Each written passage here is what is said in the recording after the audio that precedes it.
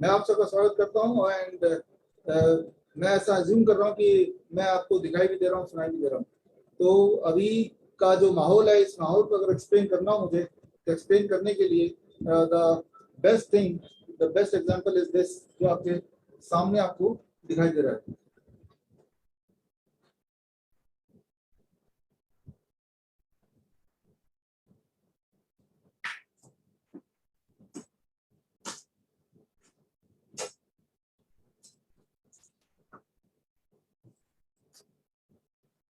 अभी जो आप स्क्रीन पे देख रहे हैं, इसे बोल सकते हैं boiling frog syndrome.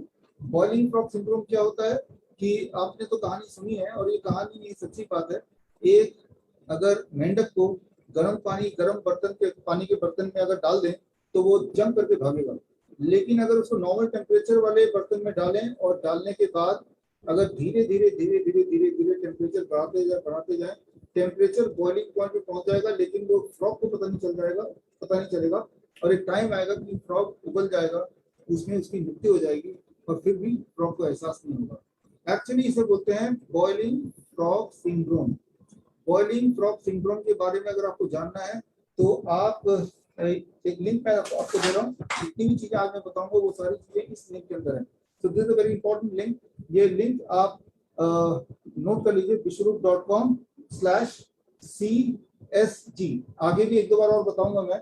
This is the link. I hope that you are able to see the link. If not, छोटा स्क्रीन होने की वजह से, तो विश्वरूप.com/CSG, इस लिंक में पूरी साइंटिफिक रिसर्च है, and the research is very simple कि ग्रेजुअली अगर फ्रॉग के पानी का टेम्परेचर बढ़ाया जाए तो उसी में वो गल सकता है, मर सकता है, विदाउट हिम रियलाइजिंग कि धीरे धीरे पानी गर्म हो रहा है।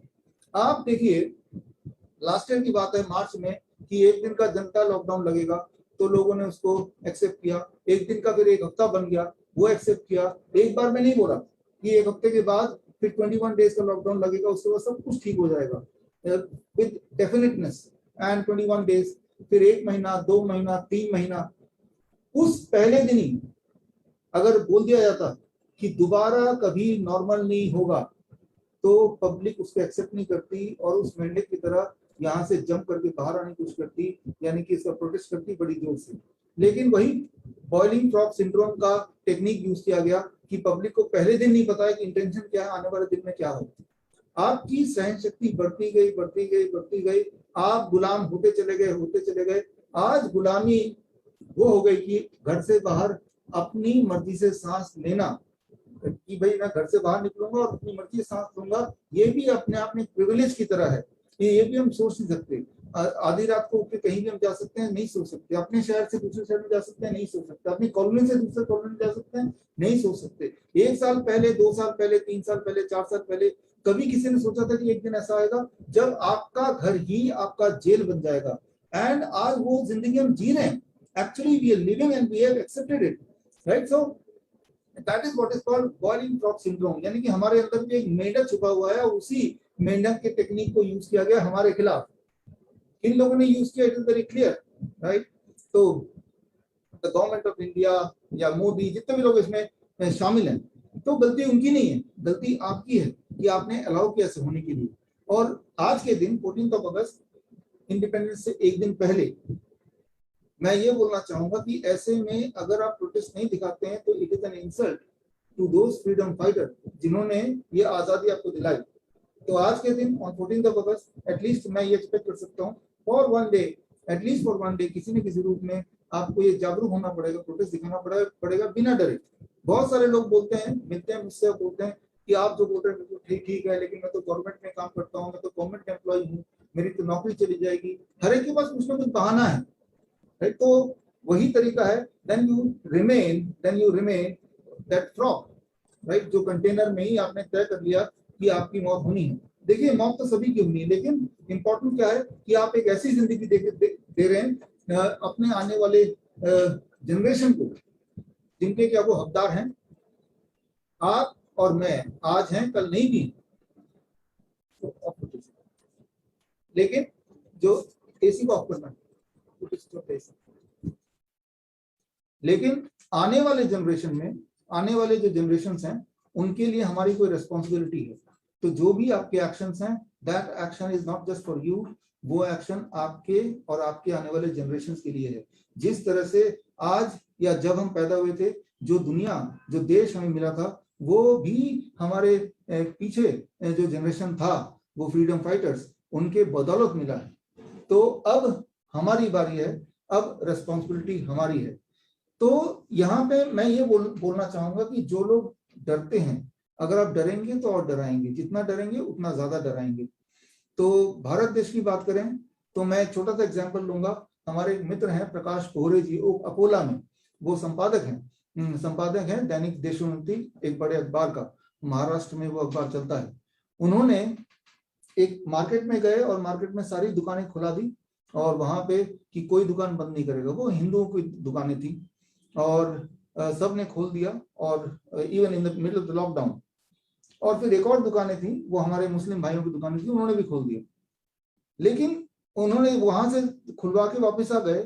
3-4 दिन बाद जब गए तो हिंदुओं की सारी दुकानें दोबारा बंद हो गई, वो डर के मारे बंद हो गई, क्योंकि जैसे पुलिस आती और डंडे मारती तो जिसको डंडे मार रहे हैं वो डंडा खा रहा है और बाकी जो सारे दुकानदार है वो चुपचाप बैठे हैं, देख रहे हैं, कोई बचाने नहीं आ रहा है। लेकिन मुस्लिम भाइयों के जो मार्केट है, वहां पे जब पुलिस एक दुकान में घुसी तो सारे के सारे लोग एक साथ होकर इकट्ठे होकर प्रोटेस्ट करने आ गए। तो वो सारी दुकानें आज भी खुली हैं और वो 10 बजे तक खुली रहती हैं। और ऐसा सिर्फ एक जगह नहीं है, पूरे देश में मैं जहां जहां घूमा हूं मैंने देखा है कि जहां हमारे मुसलमान भाइयों के दुकानें हैं या उनकी कॉलोनीज हैं, वहां पे रिस्ट्रिक्शन ना के बराबर है।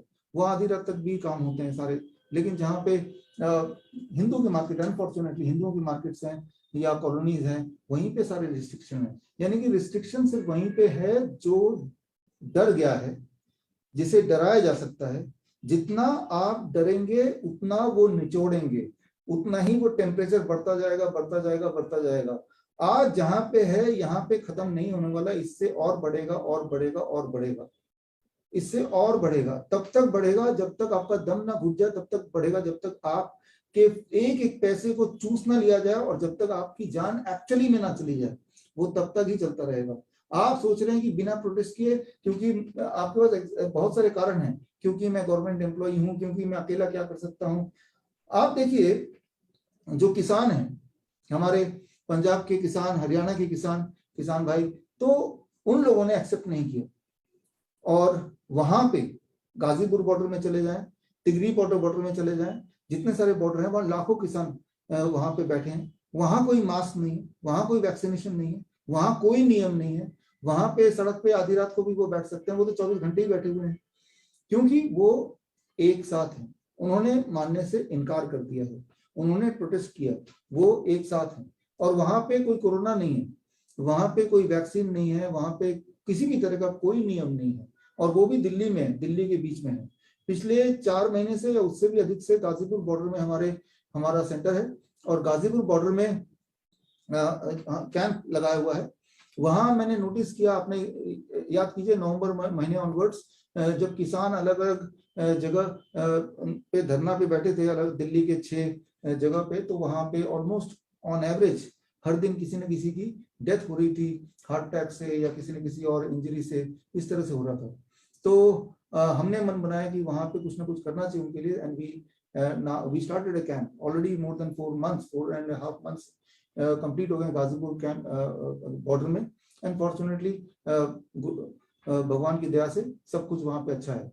तो मैं आपको थोड़ी देर के लिए मिलाना चाहता हूँ, गाजीपुर कैंप में रोशन है, रोशन को कनेक्ट करता हूं, एंड रोशन से सुनते हैं 1 मिनट के लिए कि वो गाजीपुर कैंप में उनका एक्सपीरियंस क्या है। एंड रोशन से सुनते हैं कि रोशन वहां पे गाजीपुर कैंप में क्या कर रहे हैं, और वहां का नजारा भी मैं चाहता हूँ रोशन आप दिखाएं, किस तरह से वहां पे डटे हुए हैं। और मैं ये चाहता हूँ कि आप में से जो भी लोग दिल्ली आए, एक बार गाजीपुर बॉर्डर आए और किसानों की एकता देखें, और तब आपको पता चलेगा ताकत एकता में।